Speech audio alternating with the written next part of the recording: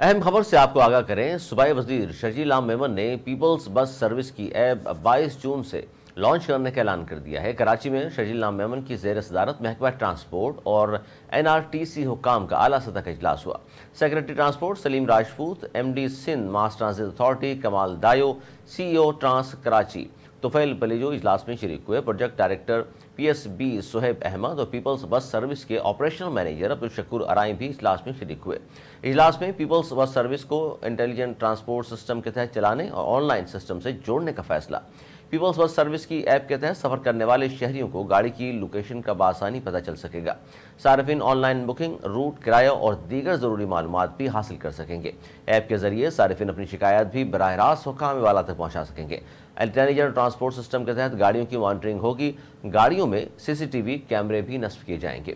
Audio system, USB port, wi fi communication system, driver alarm بھی نصب ہوگا۔ شرجیل عام میمن نے الیکٹرک بسز کے چارجز کا مسئلہ ترجیحی بنیادوں پر حل کرنے کی ہدایت دی ہے۔ 20 اگست تک پاکستان پہنچ کر پیپلز بس سروس کا حصہ بن جائیں گی۔ اجلاس میں حیدرآباد میں حالہ ناکہ سے کسانہ موری تک پیپلز بس سروس چلانے پر غور۔ لیاری ایکسپریس وے پر پیپلز بس سروس چلانے کے حوالے سے مزید سروے کرنے پر غور کیا گیا۔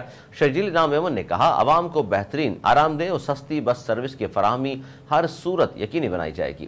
سندھ حکومت عوام کی سفری تکالیف کو سمجھتی ہے اور ان تکالیف کا خاتمہ چاہتی ہے۔ دیہی علاقوں کو بھی پیپلز بس سروس کے ذریعے شہری علاقوں سے جوڑا جائے گا۔ اس سلسلے میں بھی منصوبے شروع کیے جائیں گے۔